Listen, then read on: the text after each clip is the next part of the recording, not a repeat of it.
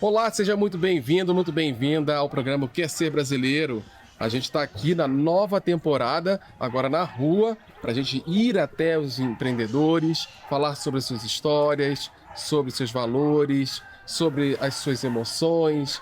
Enfim, a gente vai contar muita coisa e a gente começa essa nova temporada com um entrevistado mais do que especial aqui na Favela dos Sonhos, no projeto Favela 3D, da ONG Gerando Falcões. E quem é a nossa convidada, Juliana Rosa? Pois é, vamos revelar logo, né? Entrevistado especialíssimo para a abertura dessa terceira temporada do Quer Ser Brasileiro, Edu Lira, CEO da ONG Gerando Falcões. Que bom você estar aqui com a gente, Edu. A gente está feliz demais. Obrigado. Obrigada. Eu que agradeço, um prazer, é bom poder conversar com vocês e falar sobre o futuro do combate à pobreza no Brasil. E aqui, nesse lugar especial. né? Melhor ainda Tá aqui vendo? no campo, na nossa fábrica de mudanças, né? Exatamente. Onde tudo acontece. É, muito bom, muito especial esse lugar. A gente está tentando falar com o Edu um tempão, mas a gente conseguiu, olha, nesse lugar, nesse momento especial. Edu, a gente sempre começa perguntando quem é a pessoa se apresenta. Então, conta aí, quem é você? Bom, eu sou casado com a Mayara, pai de duas meninas maravilhosas e um criador de soluções sociais para a superação da pobreza. Então, eu fundei a Gerando Falcões 12 anos atrás, sou um empreendedor social absolutamente apaixonado em criar soluções de tecnologias que podem ganhar escala e resolver o problema de milhões de brasileiros que vivem em pobreza. Uhum. Você está falando da pobreza, né, de você fazer transformação. A sua história familiar é uma história também de superação, né? O que você acha importante falar sobre a sua história? Olha, um dia eu fiz uma viagem para Israel e eu percebi que lá é um dos países mais inovadores. Eles inovam por conta da necessidade, eles têm que inovar ou morrem. Comigo foi um pouco parecido, eu não tinha outra alternativa para conseguir sobreviver num ambiente que tinha fome. Eu morava num barraco de chão de terra batida, meu pai virou assaltante, foi preso, indiciado por roubar um banco. Então não tinha muita alternativa, ou ia para o sonho ou eu morria lá. Eu preferi ir para o sonho. E para mim o sonho é empreender, e muito movido pelo que minha mãe me dizia. Minha mãe me criou como uma diarista, minha mãe é uma mulher negra de favela que me dizia todo dia: filho, não importa de onde você vem, o que importa na vida é para onde você vai. E você pode ir para onde você quiser na vida. Isso mudou o jogo da minha história. É impressionante, você fala muito dela, é Maria Goretti, não é? Dona Maria Goretti. E de onde você acha que vem essa força dela? Conta um pouco da história assim, da tua família, de onde que você acha que vem essa fortaleza aí da Dona Maria Goretti? Eu tento descobrir até hoje de onde ela tira forças, porque minha mãe também, ela foi criada a parte da infância dela debaixo da ponte, depois eles melhoraram um pouco, foram para a favela. Teve uma infância mais difícil que a sua, Uma infância tá? dificílima, dificílima. Não, minha mãe deixou de comer muito para eu poder comer. Sim. Então minha mãe abriu mão de muita coisa para eu poder ter o mínimo necessário para estar aqui hoje. Então eu venho disso aí, sabe? Da luta, dessa família simples. Mas minha mãe sempre estimulou minha imaginação. Minha mãe e meu pai. Meu pai sempre foi muito sonhador. Então eu estava no barraco, mas o barraco nunca esteve dentro de mim. Eu estava na pobreza, mas a pobreza nunca esteve dentro de mim. Eu nunca fui pobre, eu só não tinha dinheiro. Aqui dentro tinha muitos sonhos. Então hoje eu tento materializar cada um desses sonhos. Hoje, naturalmente, o sonho nosso é muito maior. Gerando Falcões está em 6 mil favelas, combatendo pobreza. E a nossa missão é de transformar a pobreza da favela numa peça de museu antes de Marte ser colonizado. Então a gente quer vencer a pobreza e dar um olé no Elon Musk. Não é possível, né? Que a gente não consiga, né? É porque a gente tem que lutar pelas coisas impossíveis da vida. Sim. O contrário de coragem é covardia. Eu não quero fazer parte de uma geração covarde. Eu não quero contar para os meus netos que o máximo que a gente conseguiu foi transferir renda para as pessoas mais pobres, para elas terem o que comer. As pessoas podem romper com isso, construir emancipação social e realizar os seus sonhos, seus maiores sonhos na vida. Eu acho que esse é o desafio o nosso desafio como país. Agora, você está falando muito de sonhos. Você tinha já um sonho de fazer alguma coisa no sentido do empreendedorismo social ou não? Não acho que foi nascendo. Depois eu quis ser jogador de futebol. Minha mãe queria que eu fosse médico, meu nome original é Carlos Eduardo, que ela queria que fosse Dr. Carlos Eduardo, nome de médico, assim. Aí virou isso aqui, deu isso aqui. Muito mais legal, essa coisa do sonho. Você falou que seu pai e sua mãe sempre alimentaram Muito. os seus sonhos. E seu pai teve uma vida dura ali, né, que você falou que ele acabou sendo preso e vocês conviveram com isso. Como é que foi essa relação e o quanto que isso abalou ali o sonho dele e de vocês? Olha, eu acho que meu pai para mim é um grande herói, porque ele abriu mão das drogas, abriu mão de uma vida torta, do roubo, do tráfico, para me criar. Então, meu pai é uma grande inspiração para mim. Eu amo meu pai e minha mãe igualmente. Meu pai acha como mais minha mãe. Não, mas aqui é normal, né? A mãe né, sempre tem uma atenção especial. Ela tá puxando sardinha. Eu sei disso. Não, que esse assunto, eu sei a importância do pai. Esse assunto é sério lá em casa. Mas meu pai em algum momento, ele me deu o exemplo do que eu não deveria ser. E depois do quanto eu poderia ser.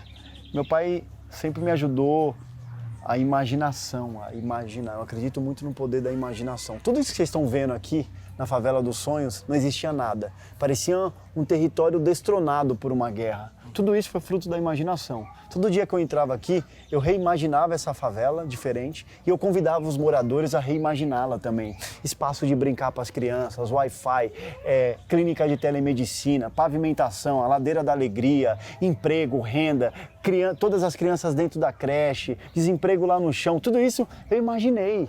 E eu aprendi a fazer isso quando eu estava no barraco. Tudo que eu não tinha, eu imaginava. Putz, poderia ser diferente, né? Isso aqui poderia ser saneado. Isso aqui poderia ter lugar para brincar. Isso aqui poderia ter emprego. Meu pai não deveria ser bandido. Minha mãe poderia ter um acesso melhor. Tudo isso vem da imaginação, desde quando eu era pequeno. Tudo que eu não tive um dia, essas crianças têm hoje. E você teve seu pai em casa quando, Edu? A partir dos 8 anos. 8. Meu pai teve um encontro com a fé dentro do presídio. Ele fez um voto.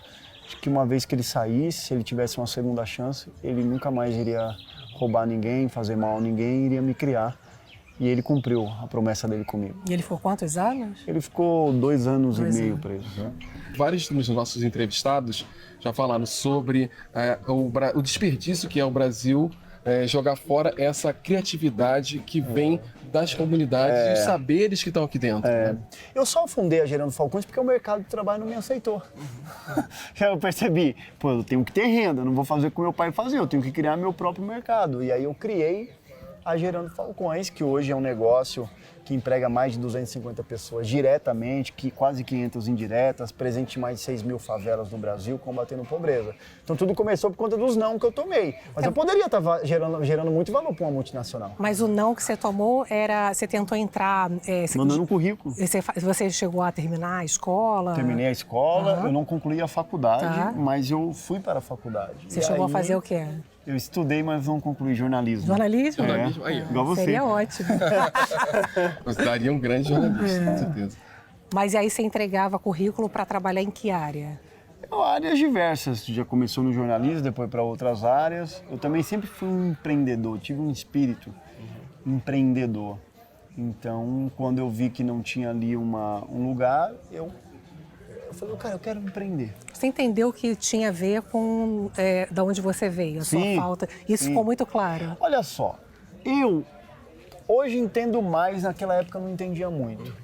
Hoje eu entendo, hoje eu compreendo os códigos, eu compreendo as entrelinhas. Naquele momento eu tinha que almoçar e jantar. Sim. Então eu não tinha muito tempo para entender isso, eu tinha que ir pro corre.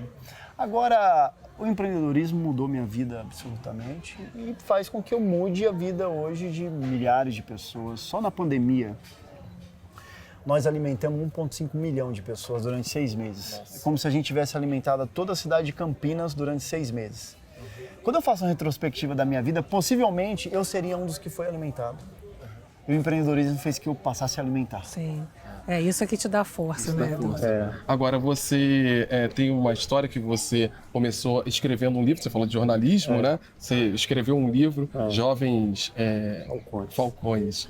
E foi a partir daí que você teve o start para poder virar, para gerar essa grande ONG que você construiu?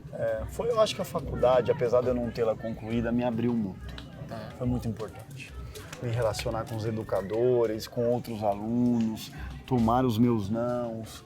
E aí chegou um momento que eu tive uma ideia, porque eu via que os jovens da favela, muitos ali via no tráfico de drogas uma opção. Eu falei, eu preciso mostrar que existem outras profissões. Aí eu decidi escrever esse livro.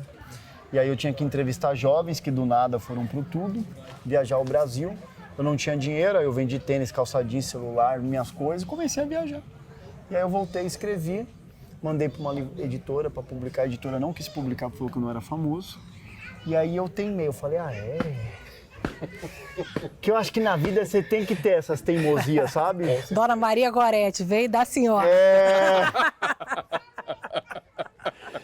E aí eu captei patrocínio com empreendedores da cidade, botei a marca deles na capa de trás do livro, publiquei, depois montei um time com 50 jovens, treinei todo mundo e a gente vendia o livro de porta em porta por R$ 9,99. Em 3 meses nós vendemos 5 mil livros. Olha. O que contava no livro, Edu? História de 11 jovens brasileiros que estavam fazendo coisas relevantes em diferentes profissões e indústrias. Que saíram de situações também de pobreza. Saíram de situações de classe média, alguns de pobreza, mas estavam entregando valor para o país. E foi com esse dinheiro da venda de livro que você pôde começar a ONG? É aí que eu fundei a Gerando Falcões. Começou disso. Ou seja, com uma mão na frente e outra atrás, do nada. Mas empreender isso é tirar de onde não tem e colocar onde não cabe. É verdade. É ir do nada pro tudo, do nada para algo. E usar a imaginação, a execução. Eu acredito nisso o tempo inteiro. Imaginação. Monta um plano, desdobre metas, encontra as melhores pessoas e executa. Inclusive, vencer a pobreza.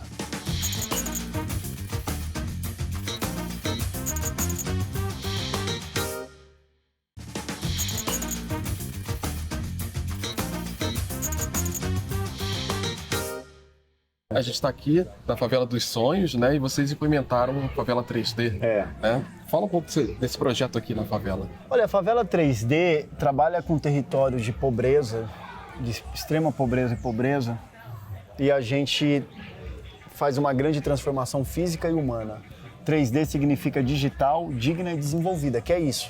Transformar ambientes empobrecidos em territórios dignos, digitais e desenvolvidos.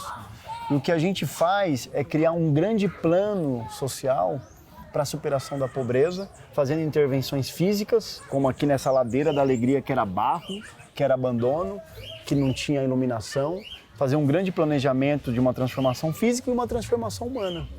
E cada família tem uma trilha para sair da pobreza. E ela faz isso em ciclos de 1 ano a 2 anos. Então aqui, além de derrubar casas miseráveis de barraco e construir casas de tubo de pasta de dente reciclado, pavimentar, iluminação, água potável, Wi-Fi, biosaneamento, espaços de brincar para crianças como parquinhos, como essa ladeira da alegria, que é a ladeira das crianças. A gente reduziu o analfabetismo, zeramos a fila em creche, não tem criança fora da creche nessa favela. Nós jogamos esse desemprego para menos de 5%, criando uma condição de pleno emprego na favela. Além de fomentar negócios, cooperativa de costura, entre tantas coisas. Então, a Favela dos Sonhos é um farol que a gente acende para iluminar políticas públicas, para iluminar a consciência do brasileiro e entender que se é possível chegar em Marte, se a corrida espacial é possível, a corrida social também é possível e colocar a pobreza no museu também é possível. A gente tem que ter essa coragem de sonhar com coisas improváveis na vida. Edu, como é que você consegue convencer o povo que tem dinheiro e o povo que tem poder? Olha, eu conto a minha verdade. E a minha verdade, quando eu fui pedir doação para fazer a primeira Favela 3D, a minha abordagem foi muito verdadeira. Foi de, eu não sei vencer a pobreza e o Brasil também não sabe. Me dá dinheiro para eu aprender. Se eu aprender, eu vou doar esse conhecimento todinho para governos, para a sociedade, para ONGs e para o Brasil. Chamou a atenção. Pô, eu não sei, mas ele também não sabe, mas ninguém sabe, mas ele quer aprender, cara, vou arriscar nesse menino, vou apostar nele, para ele prototipar com o time dele. Então eu passei 2 anos e meio, construí até uma casa para mim aqui dentro dessa favela, vivendo aqui, trocando aqui, andando aqui, aprendendo, prototipando, falhando, fracassando, reenergizando o time para encontrar um caminho viável. E a gente chegou nesse caminho. E tinha já partindo de algum tipo de, sei lá, de algum modelo assim, ou era um modelo completamente novo? Boa pergunta. Eu viajei o Brasil e o mundo para descobrir soluções. E a melhor solução que eu encontrei foi em Medellín. Medellín já teve cartel de Cali, cartel de Medellín, Pablo Escobar, toque de recolher às 18 horas, um inferno literalmente na Terra, e aquela cidade em 20 anos transformou completamente sua realidade, ganhando prêmios à frente de Tel Aviv e de Nova York como uma cidade da inovação. Então a gente fez acordos de cooperação com eles, eu voltei para o Brasil, contratei agências de inovação, Accenture, Telos, Accenture Pro Bono, montamos squads e aqui dentro da favela todo dia para prototipar e encontrar o nosso próprio caminho. Edu, é um caminho perfeito? É um modelo perfeito? Não é perfeito, mas é um modelo viável. Que todo dia ele vai melhorando e ele vai evoluindo. Quanto mais favelas 3D a gente fizer no Brasil, melhor a gente vai ficar, mais inteligente e mais capaz de superar a pobreza. Agora, a gente está falando da pobreza no Brasil, ela está muito ligada à estrutura, né, que foi sendo criada, cultural, social, política, econômica, né, que é uma excludente, racista. Eu vejo que nos projetos de vocês também trabalham muito essas questões, tanto com a comunidade em si, né, principalmente mulheres, né, e também como você faz para trabalhar isso dentro das comunidades e também convencer aqueles que fazem parte do sistema, né, que são os mais ricos, né, a poder trazer recursos para transformar isso. Como é que você faz isso? Olha, o que não falta no Brasil é dinheiro. Um mundo tão rico não pode produzir tanta pobreza. Então, o contrário de filantropia é egoísmo. Assim como o contrário de coragem é covardia.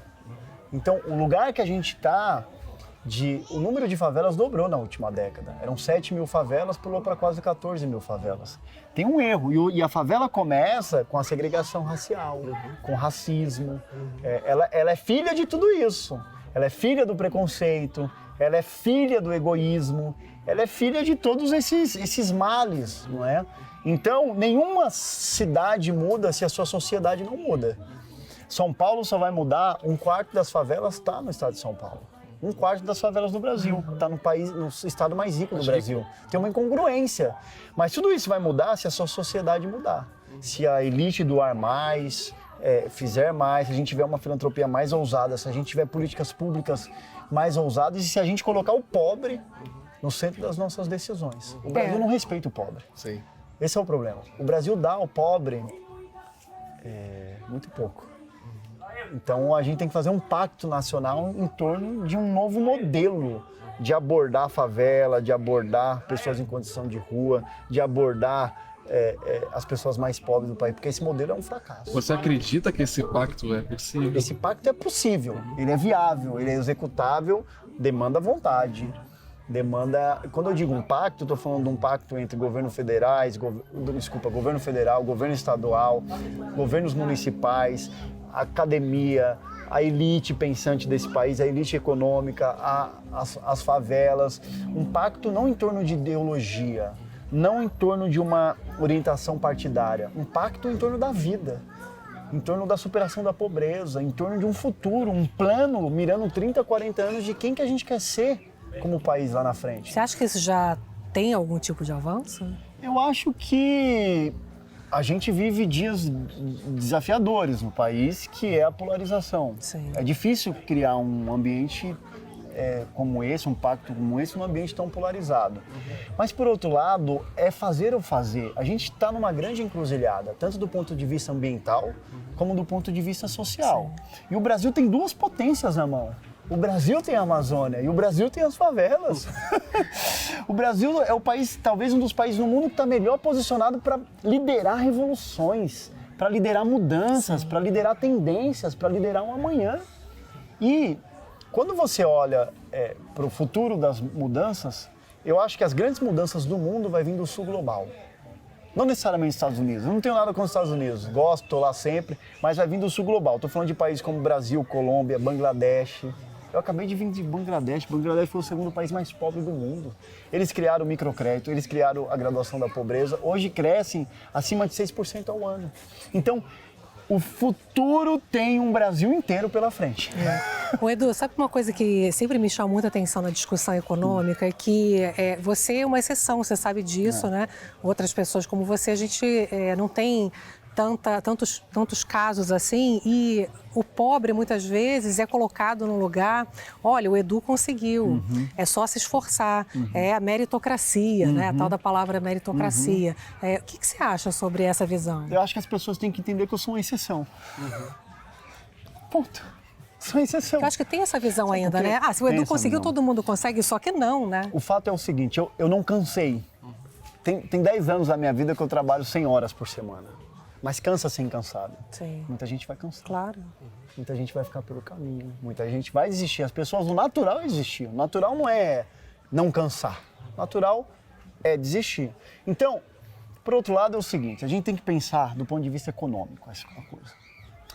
O Brasil tem 14 mil favelas, quase. Tem 16 milhões de brasileiros que vivem em favela. Tem mais favelado no Brasil do que gaúcho. Se fosse um estado, seria o quarto maior da federação. E tem um PIB maior do que o Paraguai. Cara, tem um potencial econômico. Vou dar um exemplo só, um exemplo. Essa favela não tinha CEP. Nenhum favelado aqui tinha CEP. Portanto, ele tinha que dar o endereço do tio que morava a 5, 6 quilômetros para receber uma encomenda. A gente colocou o CEP digital. Com o CEP digital significa que todo morador passa a ter um CEP, que ele pode receber encomendas do correio, ele pode comprar no e-commerce, ele pode fazer suas compras e receber. Isso muda a economia do país. Claro. Imagina você colocar 14 milhões de brasileiros em potencial para fazer compra no e-commerce, no mundo digital. Cara, isso muda a economia, isso gera milhões de emprego, de renda, bilhões para a economia. Então, o que eu estou querendo dizer? Que a favela é uma grande plataforma, que ela tem um API. E o mundo dos negócios tem que conectar a sua API de negócios à API da favela e fazer uma fusão, uma junção, uma colaboração, uma sociedade. Se a gente não fizer isso, o Brasil nunca vai ser protagonista diante do mundo do Biden, da Europa. É aqui que está a grande oportunidade que ninguém está vendo. Mas precisa olhar para as favelas sob um ponto de vista de estratégia, de investimento, de capacitação, de colaboração. Vim para aprender, vim para ouvir, vim para colaborar, para construir uma coisa nova. A gente está aqui na Favela dos Sonhos, aqui em São Paulo. Queria te fazer a seguinte pergunta. Olhando aqui agora para a favela, quando você olha para a favela, o que você vê? Eu vejo futuro. Eu acho que quando o Elon Musk colonizar Marte, ele vai pegar um telescópio e vai apontar para cá e ele vai ver isso aqui vibrante, cheio de luz, as crianças sorrindo e talvez ele fique, será que era lá ou era aqui? Porque o futuro ele está aqui. O lugar que eu me sinto mais feliz é aqui dentro. Porque aqui eu vejo a transformação, o improvável, o impossível. As pessoas tinham medo de entrar aqui. Aqui não vinha táxi, não vinha 99, não vinha nada. Hoje tudo acontece aqui, porque a gente olhou para essa favela não como um caos, uma guerra instalada. Olhamos para cá como um território de muitas oportunidades. Se o Brasil fizer isso, o Brasil vira uma potência. Edu, o que é acreditar para você? Olha, acreditar para mim é você fazer antes de ver. Porque eu acredito, eu não vejo para crer, eu creio antes de ver. Porque senão eu nunca vou me mover. Eu tenho que crer naquilo que eu estou fazendo antes de estar pronto. Então, eu acreditei nisso aqui antes dessas paredes estarem prontas, antes de ter um time, antes de ter orçamento. Primeiro eu acreditei, depois eu fui atrás de fund de 7 milhões de reais, montei um time com 20 pessoas, contratei serviços, fornecedores, engajei a favela. Mas primeiro eu acreditei.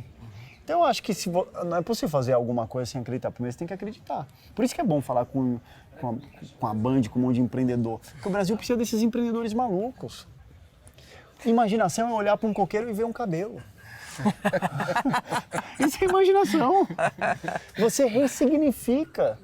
Mas se eu não fizesse isso, era depressão. O contrário disso aqui é uma profunda depressão. Porque você começa a entender que é só pobreza, miséria, falta, é droga, é aquilo. Você deprime. Então você tem que enfrentar isso com a sua crença, acreditar. Edu, o que é ser brasileiro? Cara, eu amo ser brasileiro. Eu amo ser brasileiro. Eu acho que o futuro, ele pode emergir muito daqui. Eu já entendi isso. Então, eu acho que eu vivo no lugar certo, na hora certa. No lugar certo e na hora certa. E ser brasileiro, para mim, no meu caso, é poder liderar o maior programa de combate à pobreza da história da América Latina. Esse é o meu sonho. Meu sonho e o que eu vou executar com o meu time nos próximos 10 anos, a gente vai tirar milhões de brasileiros da pobreza e levar para a dignidade e fazer da Gerando Falcões a maior ONG do mundo. Mas por quê, Edu? Porque eu quero. Uma história de um pobre, preto, favelado, filho de um ex-bandido, de uma mãe diarista, que construiu uma coisa única no mundo para inspirar alguém que vai fazer isso na Índia, que vai fazer isso em Bangladesh, que vai fazer isso na Colômbia, que vai fazer isso na Venezuela, um menino que nasceu pobre e que acha que não tem possibilidade para ele olhar para essa história e falar assim, olha, talvez seja possível. É isso, eu acredito nisso. Esse é o estilo de vida que eu quis, que eu adotei para minha vida. Então, para mim, isso é ser brasileiro. É sonhar e realizar. É um brasileiro que tem pai e mãe, ó, te suportando nessa crença, né? Isso vale muito. Edu, que bom te entrevistar. Obrigada. Obrigado. Incrível. Muito feliz. Incrível. Amém. Você é incrível, o projeto é incrível. Obrigado pela sua disponibilidade, compartilhar sua história.